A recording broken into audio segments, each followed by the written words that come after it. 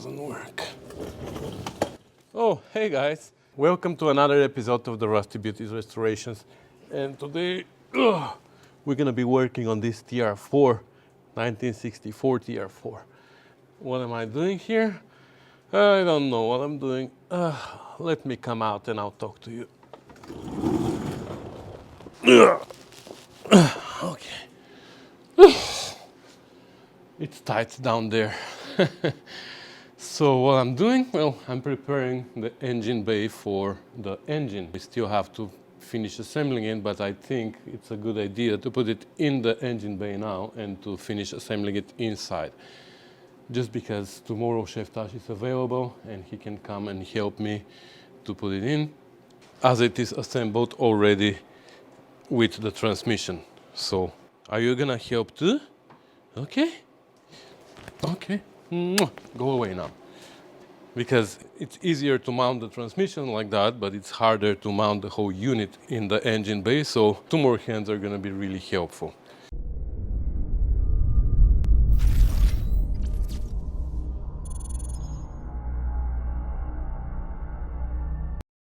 So, of course, before we put the engine, I want to clean the engine bay a little bit, just to make it nicer. It's going to be easier now than later. But I want to start by removing this downpipe for the exhaust, because it was in our way big time when we were taking out the engine. Plus, we're going to be changing the exhaust completely, and we're going to be installing a stainless steel exhaust, so it needs to come out anyways. So it's a good idea to remove it now.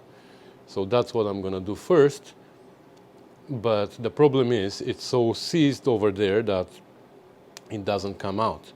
Let me show you. So this is where I'm trying to split it, but it just doesn't come out. So what I'm gonna do is I'm actually gonna use this torch that Eugene gave me. So now I'm happy I have this oxyacetylene torch. He lended it to me actually, he didn't give it to me, but I can use it for a while. So what I'm gonna do is I'm gonna heat this up, and this clamp that I moved here, I'm gonna use it to hammer on it, so hopefully it's gonna come out. I had this one removed as well before, but now I just put it back in so it can hold this pipe in place. If it doesn't come out from here, then we might remove this one and this one from here, and maybe we can split it here. I don't know, we'll see. I don't want to cut it. I just want to save it because it's in a good shape, and I'll give it back to the owner of the car. So anyways, let me heat this up. I'm gonna bring the torch. I'm gonna bring a fire extinguisher because everything is oily here. Anyways, let me try doing that. Hopefully it's gonna come out, and then we can clean up the engine bay.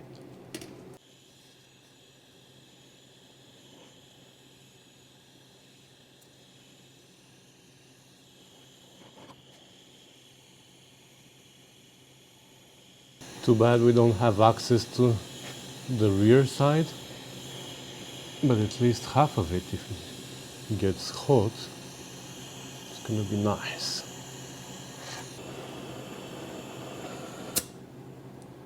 Okay, let's see if it is gonna move now.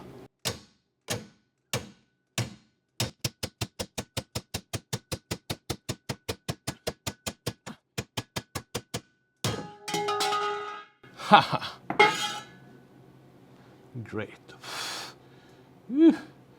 It smokes as if it is an exhaust pipe. All right. Let's do this.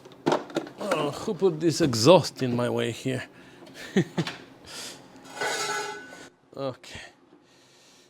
So we're gonna start from the top and we're gonna make our way to the bottom. I don't know how well it's gonna work, but we can do at least whatever we can do. It's gonna be better than nothing. So what I'm using is this spray 9. It's fantastic. I'm gonna spray it everywhere I can, and then we're gonna just keep wiping it and scrubbing it. Let's try with that much.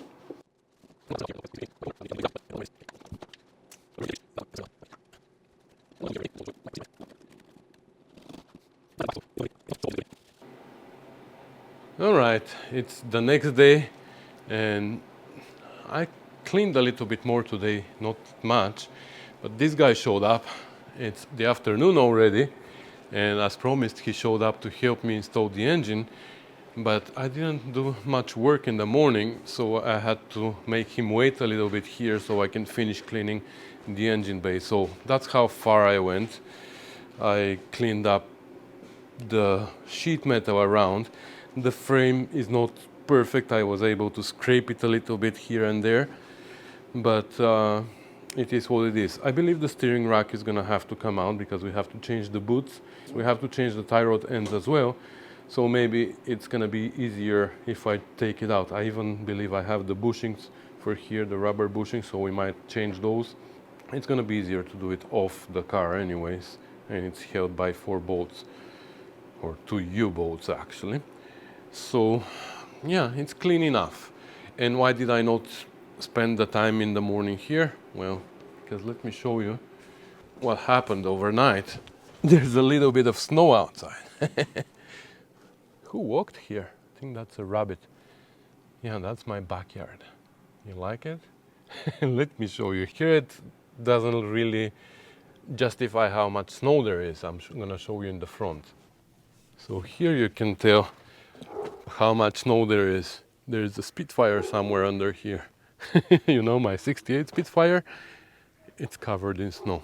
That's Nick's Miata, but I cleaned it up because tomorrow we're gonna have to, or tomorrow or the day after, we're gonna have to move it in so we can work on it. But look how much snow there is here. Yeah, it's nice. At least it's not cold. Well, I need to put the snowblower away.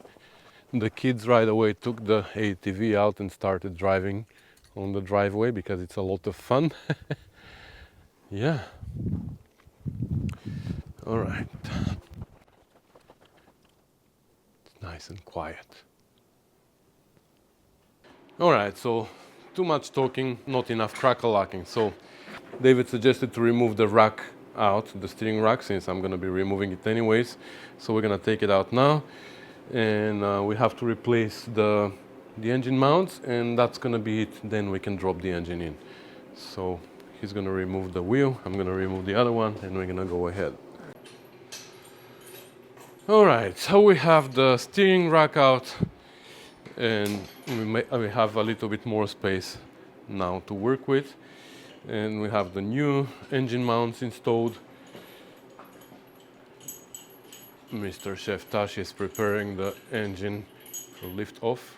I guess we're gonna set you on the stand in a time-lapse mode because it's gonna be overcrowded here.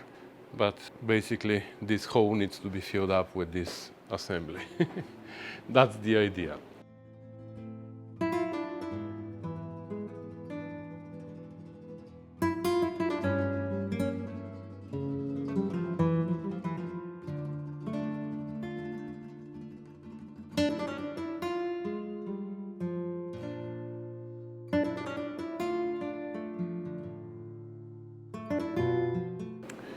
All right, that was a fun experience, but it's in.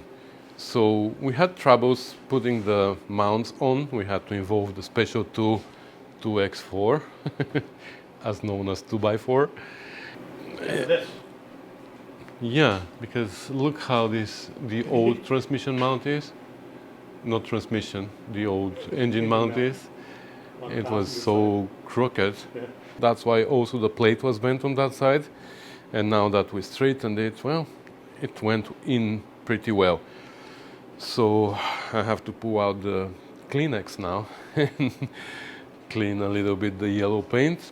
Am I going to be able to put the steering rack now? Because Yeah, absolutely, you'll be able to put it there. okay.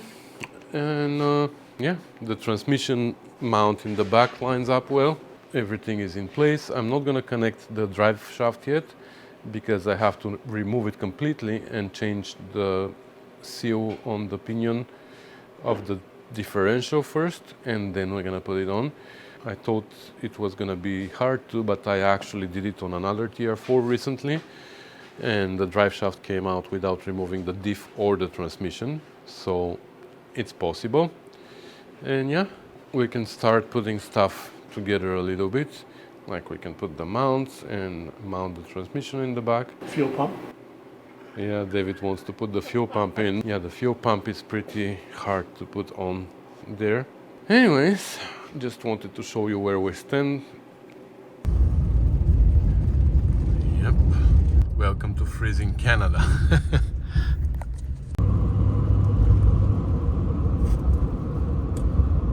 Rusty is not wearing his seatbelt. Rusty, put on your seatbelt, please. Yeah, I'm serious. He's like, seriously? Are you talking to me? Again, we are on the TR4 today, but we have to make a road trip to the machine shop to pick up our head. Apparently it's ready. Fingers crossed the machine shop is open, because I called them this morning 2 or 3 times and they didn't answer. I just wanted to let them know I'm coming, and they didn't answer, so I left them a message, and I hope they're there because it's like a 40-minute drive. Anyways, it's been snowing for the last week or so. I cleared my driveway at least 3 times last week, and now it's snowing again, so hopefully it's not gonna accumulate a lot of snow, so I don't need to snow blow it again, because it's a big driveway. I'll show you when we come home. Anyways, Rusty and I are going on a road trip, and I wanted just to start my video here. And that's what the weather looks like. But we are having good company. Steve from Steve's Car Garage is keeping us company. It is -8 outside, snowing. But yeah, it's fun trip. We're nice and warm inside here. Well, that was a waste of time. Unfortunately, the machine shop was closed for whatever reason, so I have no idea when they're gonna be open again. It's a family business run by a very nice couple, and I hope that they're both fine. Anyways, lesson learned. I shouldn't have gone without confirmation that they're gonna be there. So this is my driveway. I promised that I'm gonna show you the driveway. So you see how big it is? It takes me like 2 hours with a big snowblower to blow it. But not only here, also the back. Let me show you the backyard. So on the side here as well, through the gate, and then my backyard. That's a very small part of the property anyways, but that's the part of the property that I use. And here under this pile of snow is my Spitfire. And the dog climbs on it. In that tent is my 66 Spitfire, which I'm planning to take out soon for a drive, because on February 10th is the International Drive My Triumph Day. So we might take it out for a little drive on the driveway, depending on the weather. Anyway, so let's go to the garage and get crack-a-lacking. Well, in this case, we're gonna have to figure out something else to work on, because here, you know, we have the engine installed in the engine bay already, and I was gonna work on the head today so we can assemble it and finish assembling everything in the engine bay. But looks like we're gonna have to do something else. I mean, we can still work on the engine. There's lots of things that we can do here. We can put the starter on, we can start running wires, we can install the alternator now, we can install the fuel pump on the other side. Even the body mounts are not mounted yet. So we have lots of things that we can do. But my plan was to work on the rocker shaft anyways, so we can install it on the head. So let's do that. And when the head comes tomorrow or whenever, we're gonna just put it on. All right, so here is our old shaft, and I bought a new shaft because I checked this one and I felt little scratched areas on it, like here, for example, which is very often, like, it is a weak spot for these engines, for the TR4 and TR6 engines, because the only way that these rockers here get lubricated is through this little hole on the last pedestal. So this is the pedestal that's closest to fourth cylinder, and this hole here lines up with a hole on the shaft, and through there, because this shaft is hollow, oil gets delivered through these little holes to each and every rocker. Also, this screw here is very important, because that's the screw that falls into this hole and aligns this hole with the hole on the pedestal. So if that screw is not there, when you take your valve cover off, probably you have issues already with your shaft. First of all, the screw falls and might go somewhere in the engine and damage it, but also then your shaft might not be aligned anymore with this hole, and then none of your rockers are lubricated. But as you can imagine, these here get lubricated well, and the last one over there is having troubles being lubricated. So we have a new shaft that we're gonna replace, and because also the faces of these rockers are mostly damaged, most of them, like here for example. I know that they can be resurfaced, but I think it's more expensive to resurface those than to buy new ones, because these are, I believe, $12 each.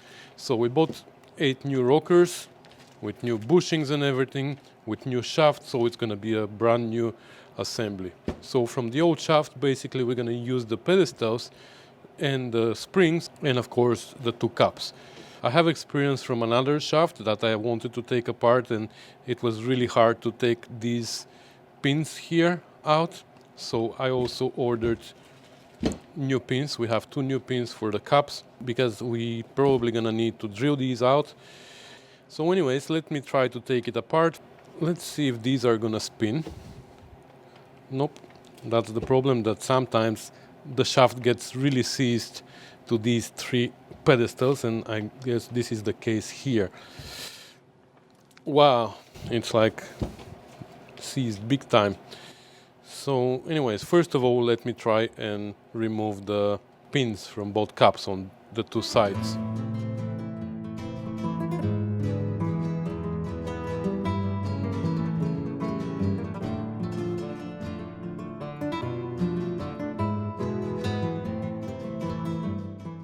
Well, taking the pins out turned out to be much easier job than expected.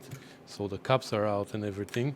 But now without any tension there, you can see how much play there is here on the rocker. You see? So all that affects how your valves operate, your valve lash and everything. And you can see here inside how the bushing is worn uneven. The shaft here doesn't look bad. Well, actually, you can feel some scratches here. You can see them here. So I'm happy that we got a new shaft and new rockers, because rebushing these and resurfacing this face here, it was gonna be much more expensive, labor-wise and material-wise, than just getting new rockers. So, anyways, now let me take everything apart without messing up the order, and we're gonna go from there. So I'm gonna keep this screw here for now, because I'm gonna use this to put a screwdriver inside. All right, let's see if my plan is gonna work. So I put a bolt through. This is a damaged bolt with damaged threads anyway, so it's a sacrificial bolt. I put it through the pedestal and I clamped it on the vise, and now I'm hoping that here, wow, with the screwdriver I'm gonna be able to take this out, but that's gonna be a pain in the butt, I know.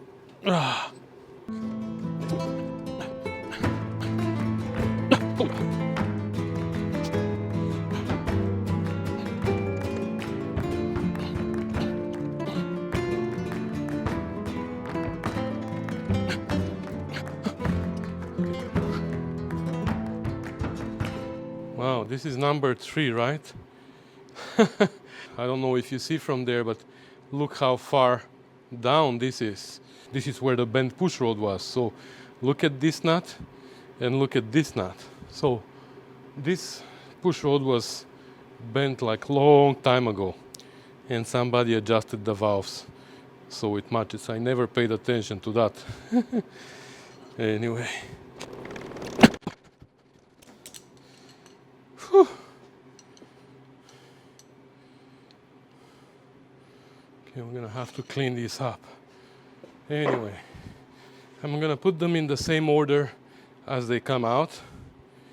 So, look, even the valve, oh my god, the bushing came out. Look at that. The bushing of this one came out, so I'm really happy that I'm changing them. So like this, and the spring, okay. Let's put some oil here, at least to make it somewhat easier to slide.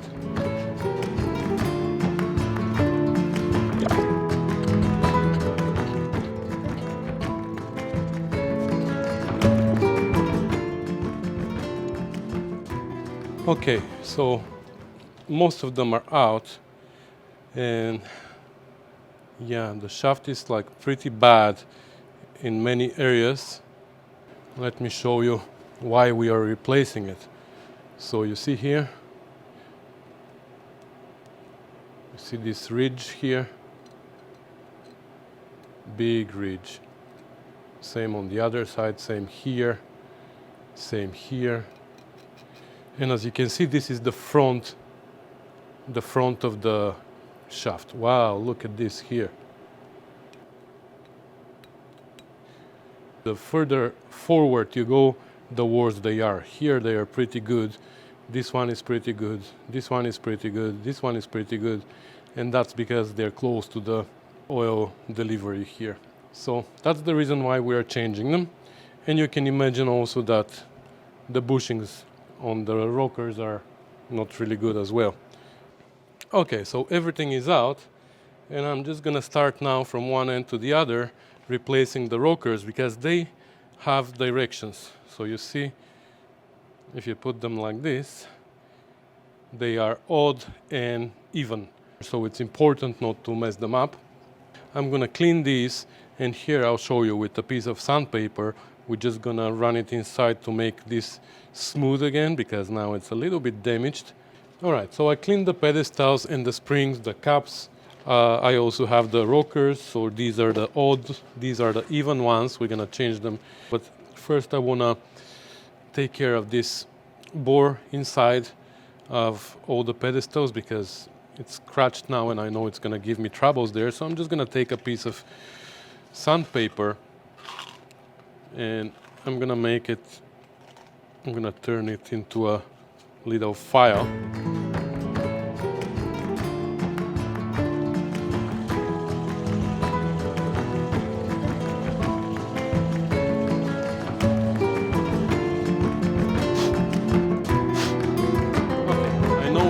It looks super harsh, but it's not. It's very gentle, so we can get rid of the burrs inside. And now we can start replacing the odd numbers and then even numbers of the pedestal of the rockers. So this is an odd number just to make sure that it is the same orientation as this one. So this one goes here, this one goes away. Then we're gonna do I'm gonna do all the odd ones first.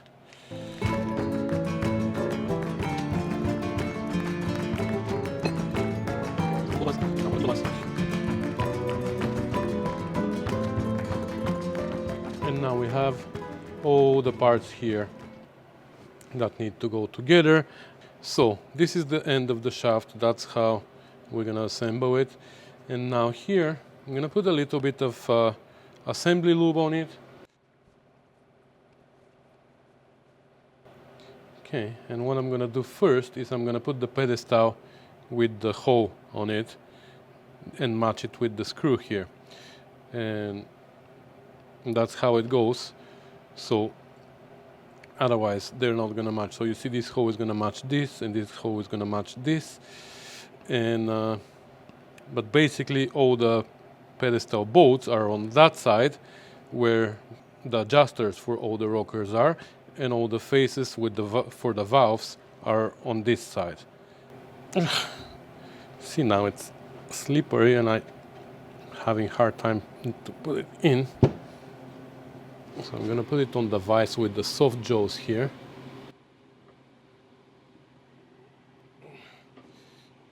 And this way I can drag it in place. I'm not gonna put anything for now, but later we're gonna take the screw out and we're gonna put thread lock on it.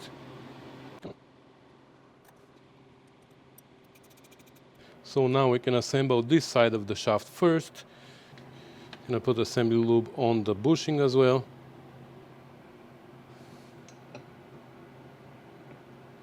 There you go. The spring and the cap. Line up the hole. We can take our pin and push it through.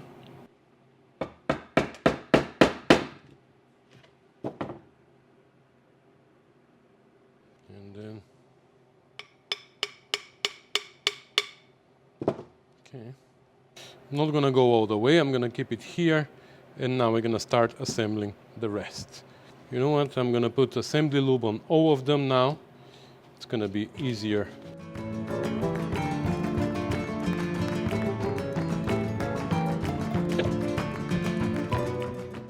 And now we can start pushing them in.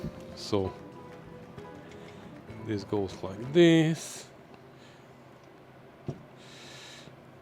Now you see there's absolutely no play. So then the spring, the other rocker. Careful with the direction of the pedestals, again, with the stud on the side with the adjusters of the rockers. There you go. Now on TR6 shafts, there's some spacers between the rockers. On some of them, I don't know why, but on some of them you have spacers between the rockers and the pedestals. Here, I thought there were some, but there aren't. The rocker rides on the pedestal, you know. Again, direction here.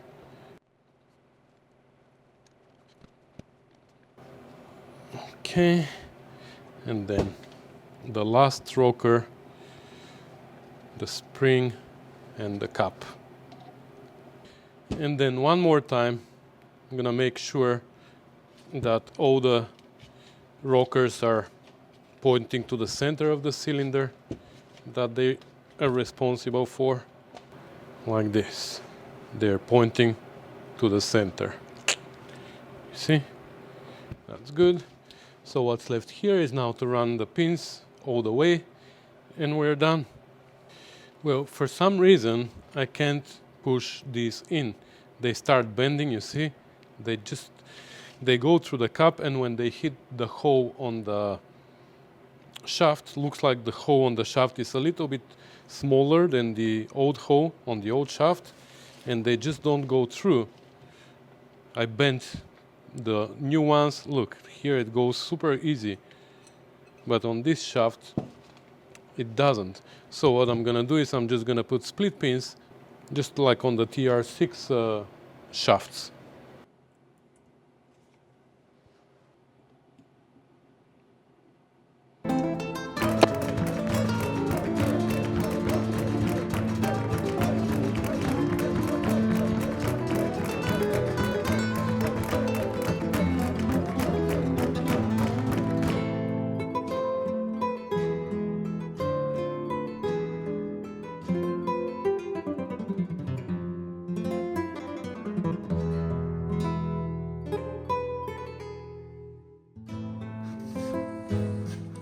All right, so we moved the car and we put it on jack stands again, and I already started assembling here. So the starter motor is in, it's wired even, because after that it's gonna be tricky when we have the exhaust manifolds here and everything.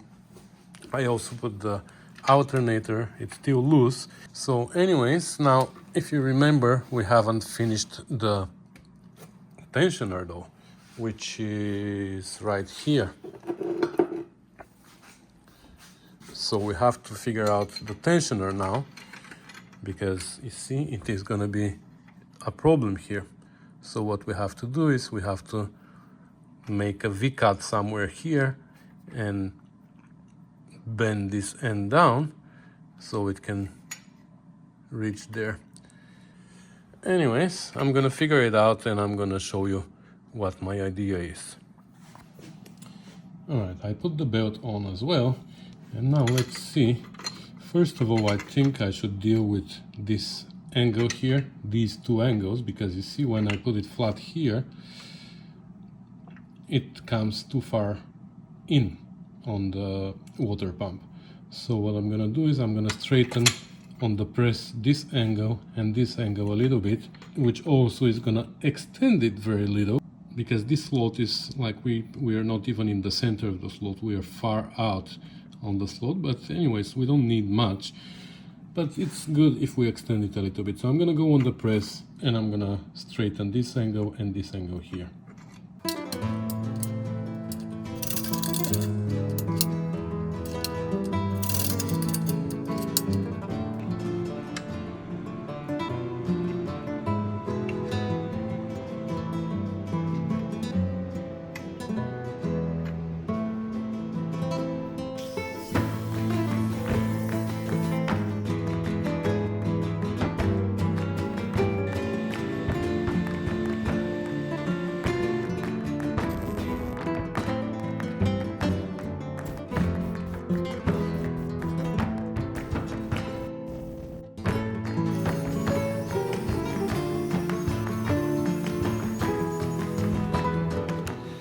Okay, so that's how it fits now.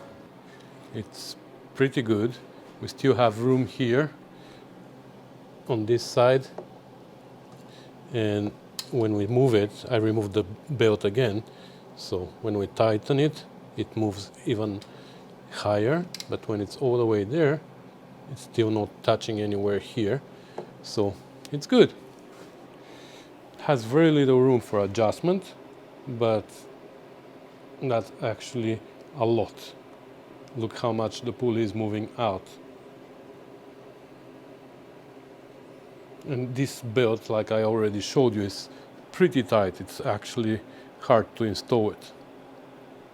I think we have to install it here first and then here. And it's pretty tight actually. Okay. It's in, and now the alternator is all the way in. So imagine, even if the belt sags a little bit, there's still so much room here, almost 2 inches to move on the tensioner, so we are good. So anyways, I'm gonna take it out now and paint it, and we're gonna start doing something else. I wanted to show something here about the alternator. Somebody commented on one of my videos and said that these alternators, you can unbolt the front plate and clock it. And this way you can move this eye for the tensioner close to the engine. And maybe it's possible. I thought initially that they were saying that this plate can be detached, the front plate, oops, and flipped around, but actually they clarified and they meant that you can undo these bolts and just clock this front half completely 120 degrees.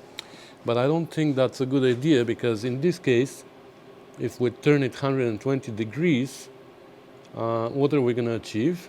This is going to become a mounting hole down there. This hole is going to come here, and this hole is going to come here. But this eye being here is not going to give us much use. It's too close to the engine. So I think this was the right way to do it. If we can have an eye here, it would be better. But in this case, we had to shorten the tensioner or something. So I think what we've done is just fine.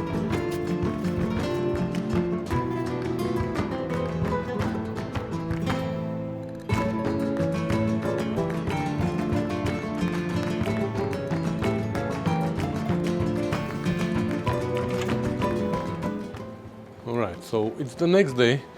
Here I cleaned up and installed the fuel pump. I also connected the oil pressure gauge line to that stud that I showed you in one of the previous videos. The ground strap here, or earth strap. So this morning we made another attempt with the machine shop, and this time I was able to pick up the head.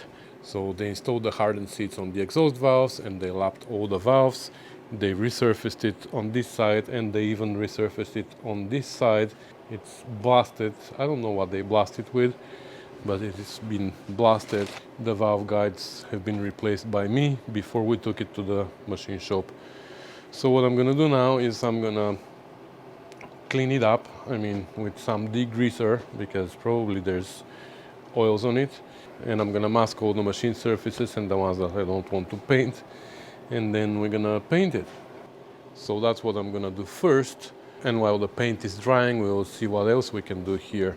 Maybe I can assemble the rear end of the transmission. There was a counterweight here that we have to install still, and yeah, there are things that we can do while the head is drying.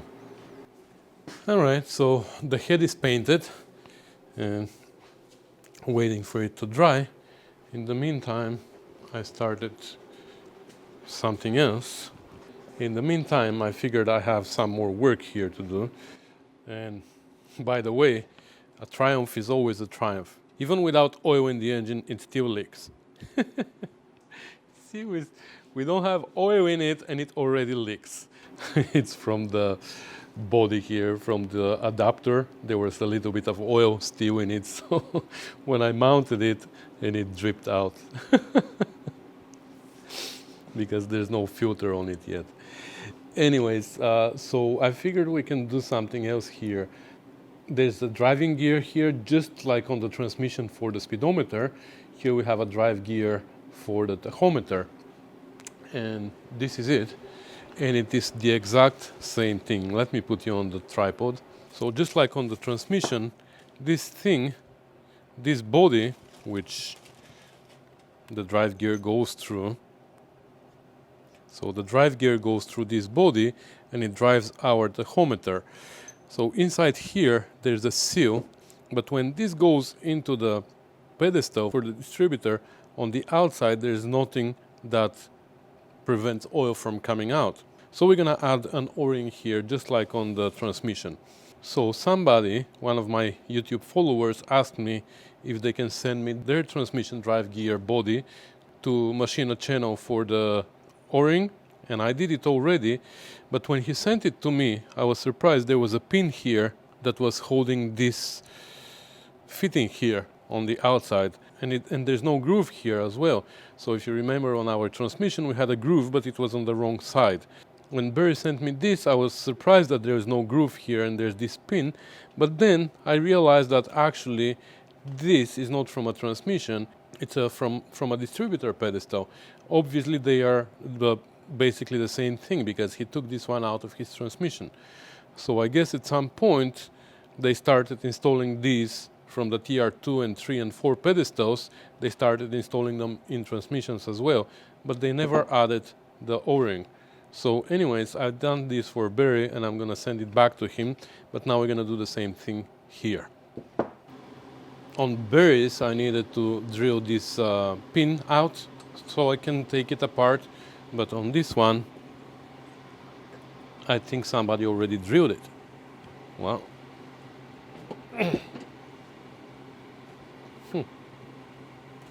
Yeah, so this one can go no problem.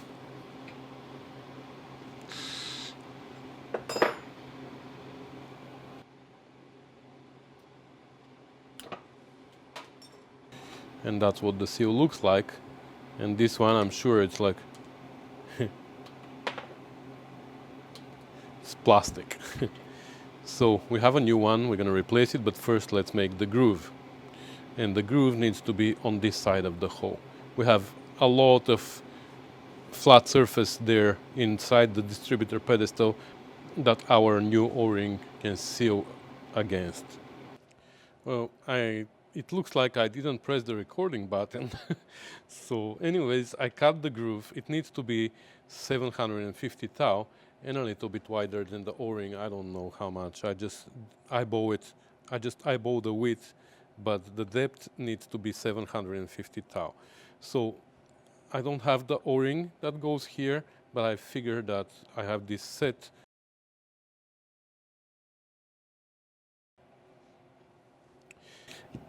And here we can install the seal. So the seal is 520-015.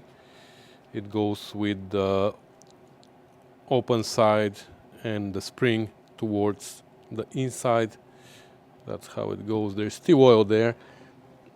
If the body is dry, of course we need to add oil, but there's still oil there. And now I can put this back in. And now this seals with the seal inside. This is the surface that seals on the oil seal. Okay, but I'm not gonna mount it yet because this pedestal needs to come out at some point, but just wanted to have it ready for that moment. Well guys, as you can see behind me, there's a lot more that I've done on the car, but I don't know how I estimated that I'm gonna fit everything in one video, and it turns out I have a lot more material. So I'm gonna split the progress so far in 2 videos. So we're gonna put an end to this one here, and we're gonna continue next time. I hope that this project is interesting for you, so stay tuned for more episodes. So thanks for watching, thanks for commenting and subscribing, for sharing, for supporting. I appreciate your help, and I'll see you in the next one. Bye. Do you think it's cold?